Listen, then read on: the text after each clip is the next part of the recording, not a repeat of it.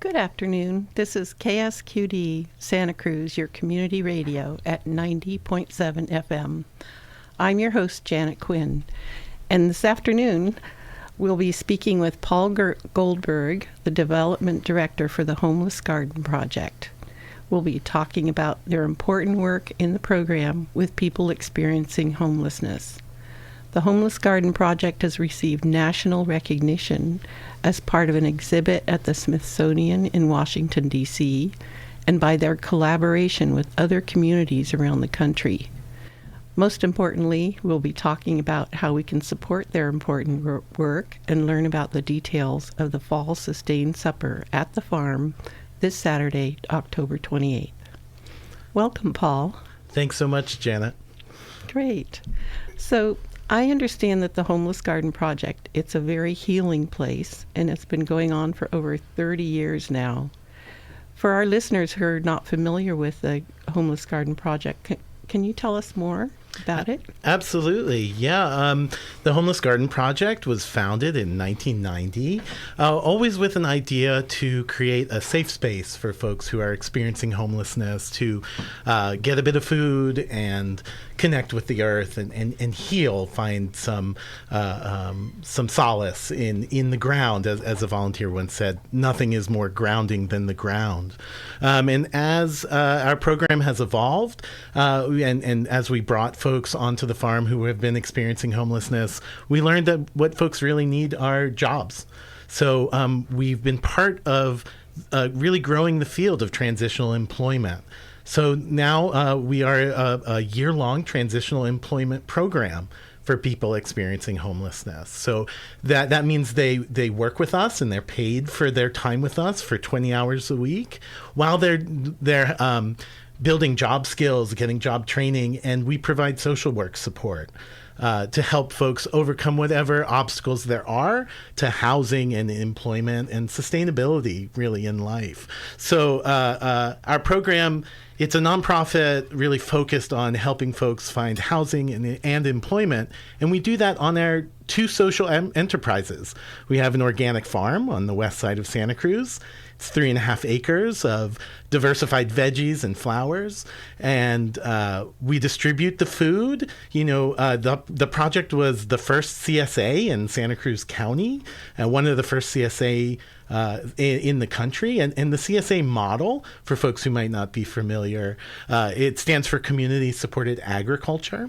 And so that means folks, when small farms have a lot of expenses in the winter, seed and fertilizer, but they're not bringing products to market, ask the community to support the effort by buying into a share.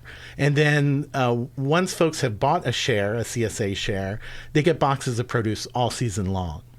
And so we run a program called Feed Two Birds, where we donate 2/3 of what we grow to other nonprofits. And we call it Feed Two Birds because it supports the trainees in our program, but it's our trainees who get to grow the produce from seed through to harvest and then get to donate it to others in the community. So it builds that self-worth. Beautiful. And so that's, and then other products that we grow at the farm are used in our second social enterprise, and that's our value-added retail enterprise. And that's where we make more than 40 products that we then sell through our retail stores. We have one on Pacific Avenue in downtown Santa Cruz. We have a kiosk in Capitola. And of course, our online store where we sell these products. And so not only does that help us raise a little bit more income to support the program, but it also provides job skills in manufacturing and other work for our trainees to go into careers after they graduate. Mm-hmm. Beautiful. Wow. And then how do people qualify to participate in the program? Well, it's for folks who are experiencing homelessness or in a housing insecure situation. So, folks who are in sober living environments, are coming out of incarceration, or justice-involved individuals. Folks come to us and really apply, and we have a 2-week trial hire period where folks are able to try it on and they're paid for their time with us, and then at the end of the 2-week period, we're each able to evaluate: is this a program that fits for you, and are you a participant that really fits for us? Mm-hmm. Wonderful, great. And can you tell us about the funding and why are fundraising events so important, and what does it pay for? Right. And so, our social enterprises, our CSA brings in around 3% of our income that we need. The retail store that brings in around 25% of what we need. The rest of the funding comes from individuals and grants. Government funding is less than 5% of what we do. So fundraising events are a great way to have a wonderful experience, connect with the farm. Our farm dinner this Saturday, it's a 4-course meal, and each of the courses has a little taste of the farm in it. It's Halloween, it's fall, but the farm is still in this autumnal glory where the tomatoes are coming on, the peppers are coming on, our greens are popping, and it's just it's a time of bounty. So it's a great opportunity to come together in celebration in our beautiful farm space and celebrate together, enjoy a bit of the produce and the bounty of the farm while supporting the program. Our fundraising, the economy across the board for nonprofits is pretty rough right now. We at year end we have around $650,000 still left to raise. So by coming to the farm, by buying a ticket, you're able to have an amazing experience while feeling really good about helping to further the mission of getting folks who are unhoused jobs and housing. Wonderful. Now, I understood that, Stan, there's great local chefs that are going to be preparing the food and some amazing entertainment as well.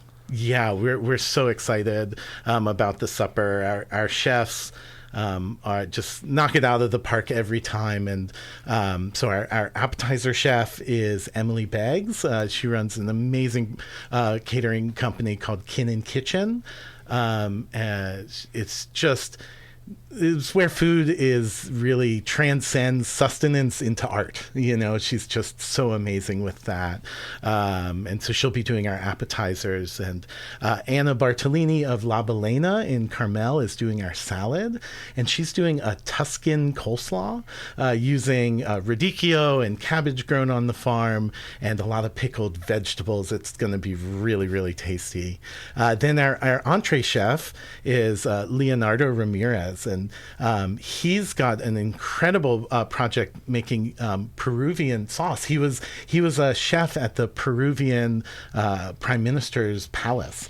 He was in the army and then became a chef through that and was cooking for the head of state. And now he lives out here and makes this incredible sauce. And he's doing a Peruvian cosa, which is a Peruvian lasagna, essentially, with a potato base and using our greens. And there's avocado and portobello mushrooms.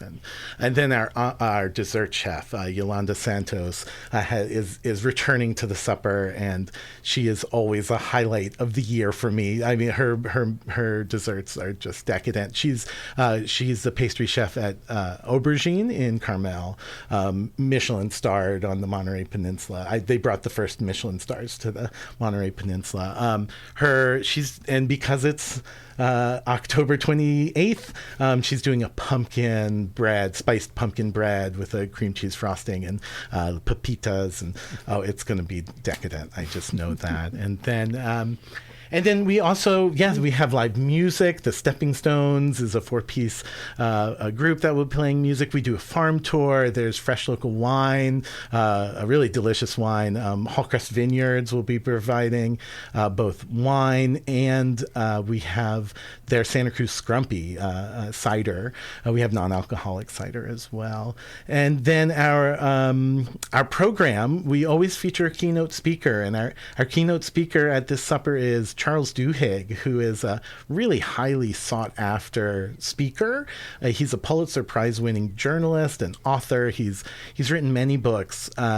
One of the most popular books is The Power of Habit, and it really explores how habit really influences not only individuals but communities. There's an exploration of Rosa Parks and the Montgomery bus boycott, and I mean it's fascinating stuff. And he's a highly sought after speaker, so we're lucky that he agreed to speak for us, and we're really excited. And then following the keynote is we have a voice of experience. We have a trainee talk about their time in our project, and that's really the moment when it all coalesces. You know, the joy we've experienced, the community engagement, and it really returns us to it's the grounding. It's nothing is more grounding than the ground. It returns us to why we're there, and kind of moves the heart forward. And so everyone always feels leaving so good. It's really one of the events that it should just, I would love it for be on everyone's calendar, because it's just such a highlight of and identity of Santa Cruz that I really connect with. And we have some exciting news about our permanent home that we're hoping to talk about at the supper. So you've got to be there to hear that news. Great. So are there still tickets, and can people get tickets still? There are still. There's around 15 tickets left. You can buy them online. You'll likely be able to buy them at the door, which means at the farm. There are no doors.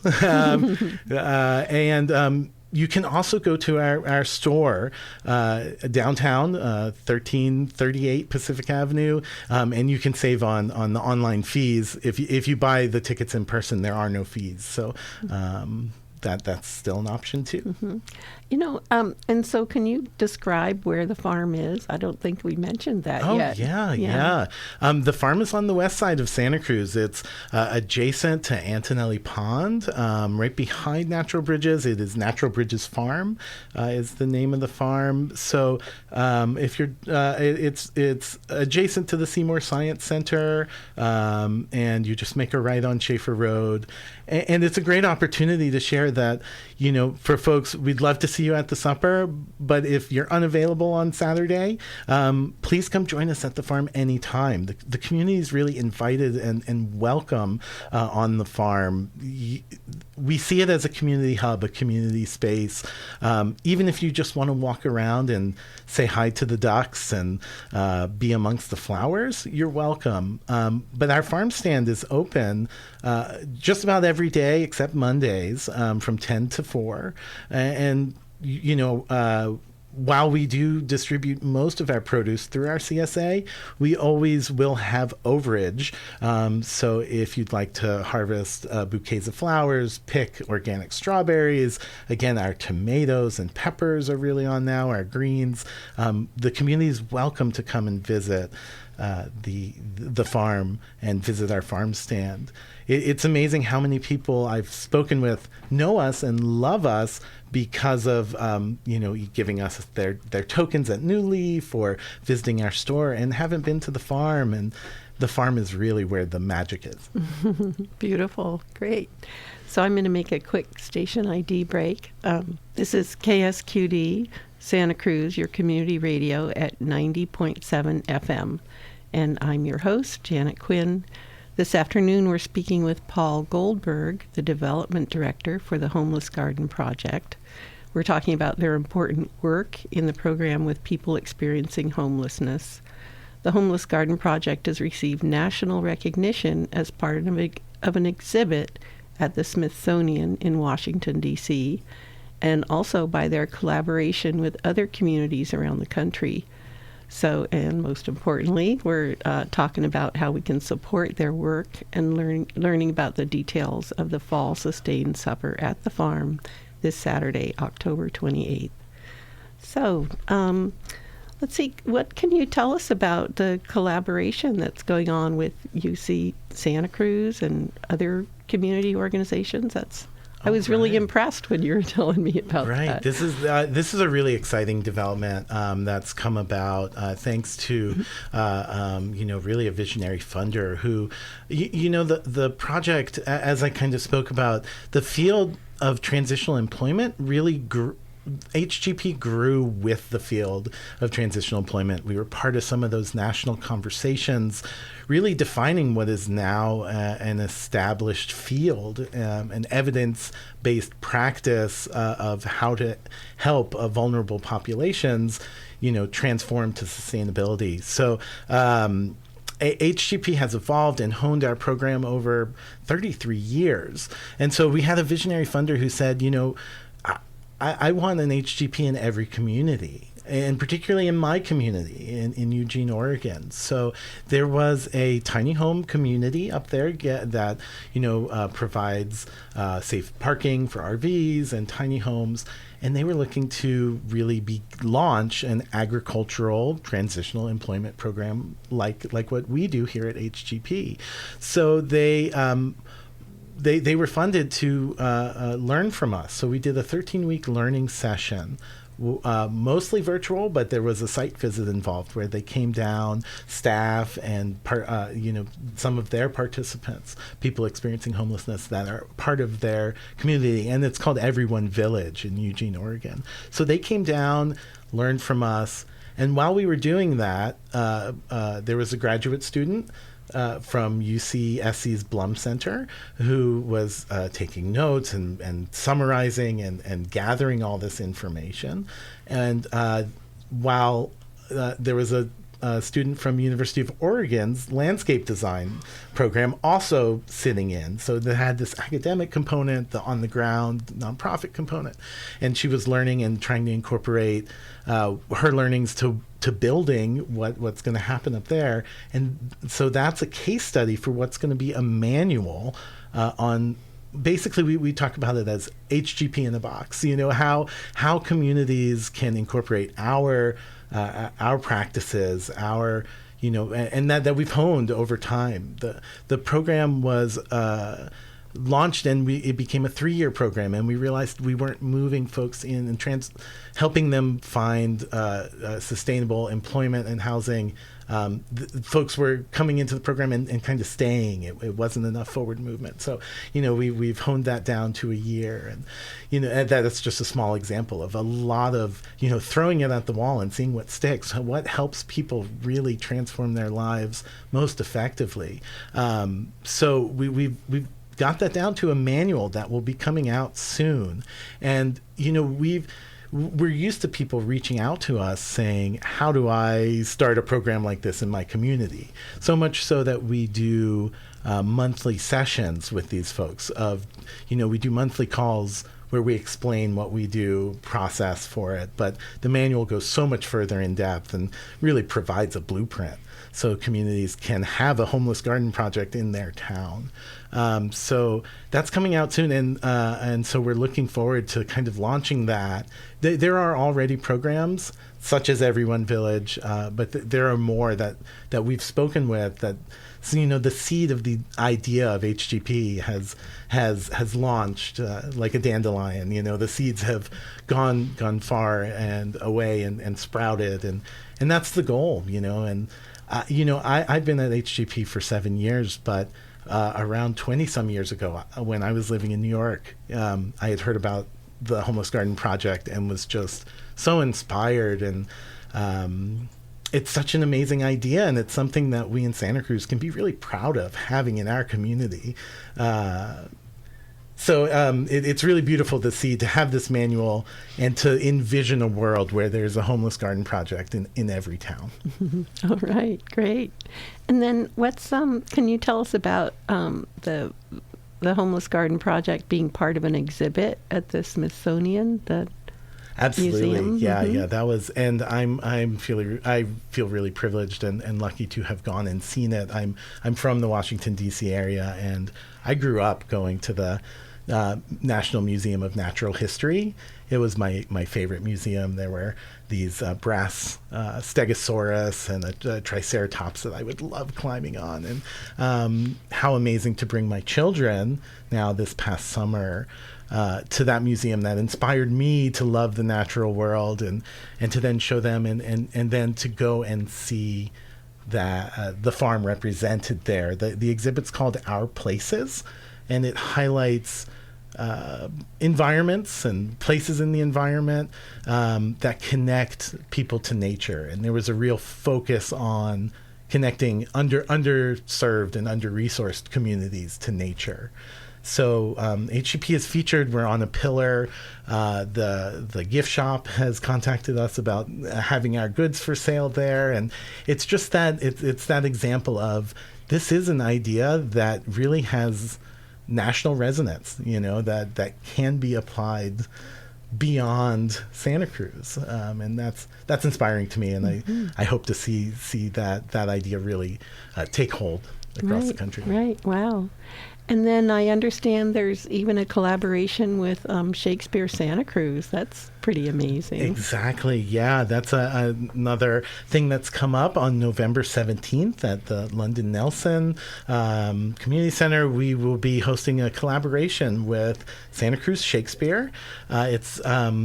There is a program called Theater of War that takes ancient scripts, manuscripts and plays, and really adapts them to talk about issues that communities are currently facing.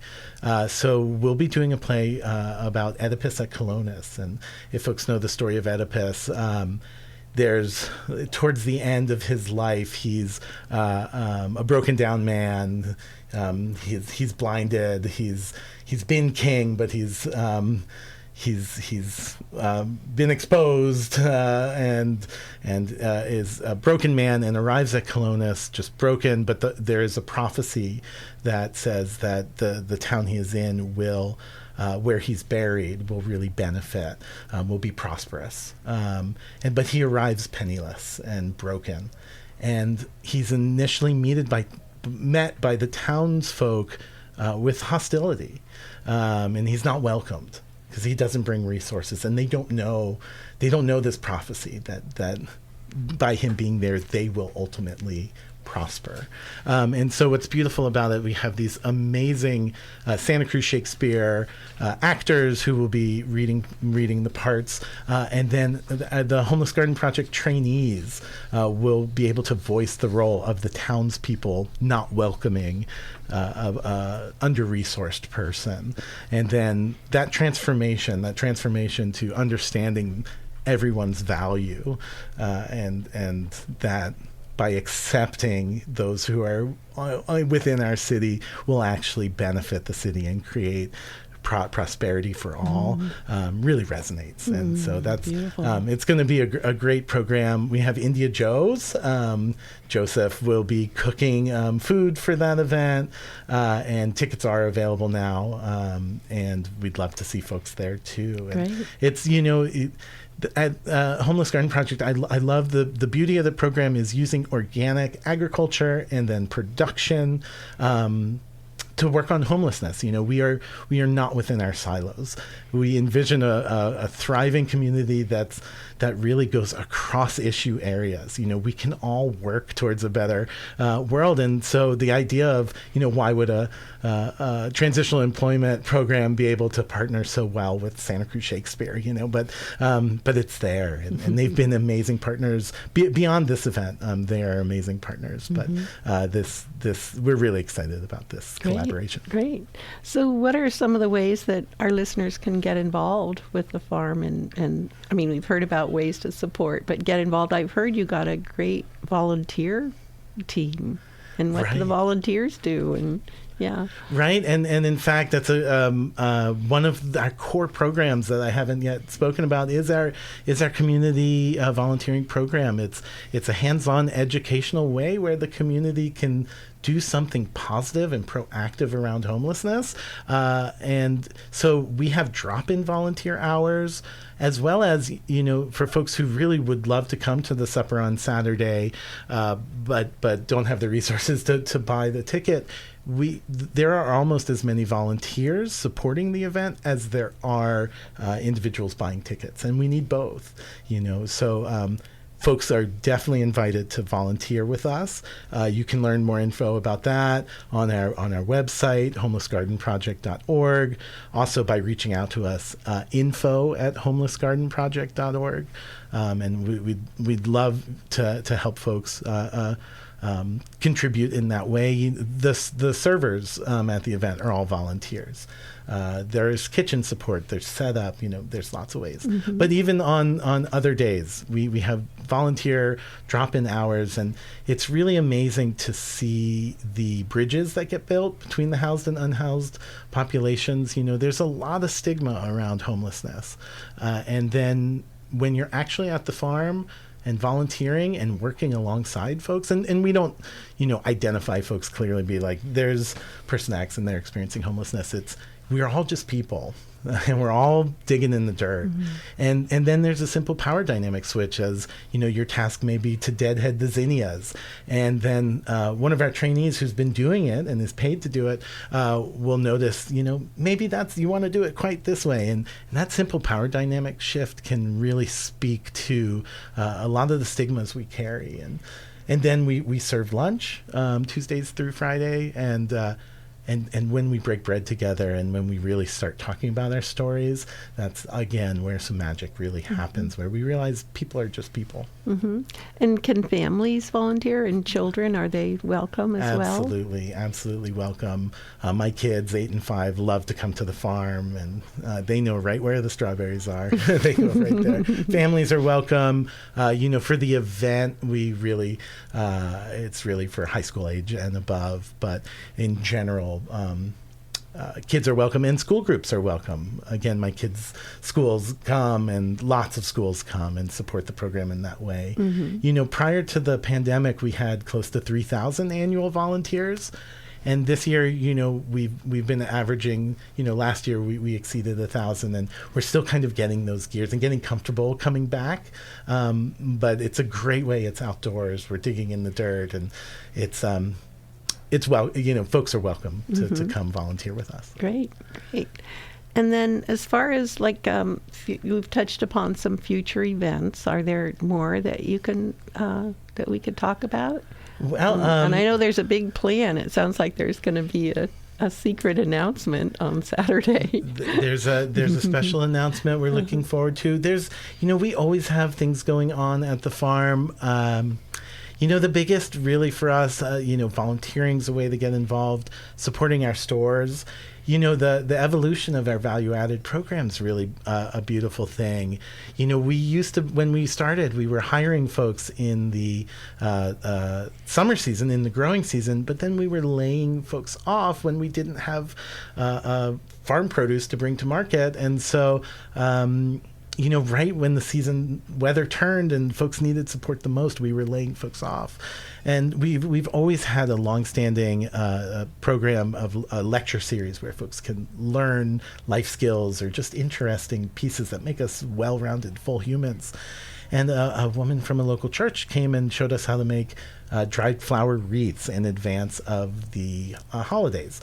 And we thought, well, we can do that. We have flowers. And so trainees would make these dried flower wreaths and then stack them on their arm with their arm out and go down on Pacific Avenue and sell the wreaths that way. And they were selling out, and we said, oh, well, maybe we have something there.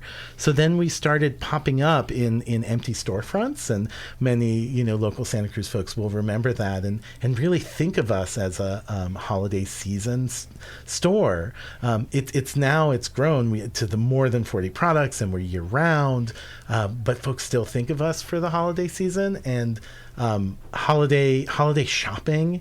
Again, we have a large amount of money to raise this year end, and so supporting us by buying our goods is another really valuable way to get engaged. Great. So we just have a minute or so left. What would you like to leave us with? Well, just the idea out there is that the farm is really, this program is for everyone, and there is value in everyone. And so you can really there's so many entry points to get involved with us. And so I would just urge folks to get involved wherever they can, volunteer, shop, learn more, come and talk to farm and staff and office staff, and engage in the work. The supper is probably the most delicious way to do it. So I really, for anyone who eats food, it's really a wonderful way to get involved. So would love to see you on Saturday at the farm. But if it's not then, somewhere else, please come to the farm, enjoy, and remember, everyone has value, and we're so excited to work together towards a more wholesome, thriving, and inclusive community. Beautiful. Thank you, Paul. Thank you so much. Yeah, so we've been speaking with Paul Goldberg from the Homeless Garden Project, and this is KSQD 90.7 FM. We're on the web at ksqd.org, and thank you for listening.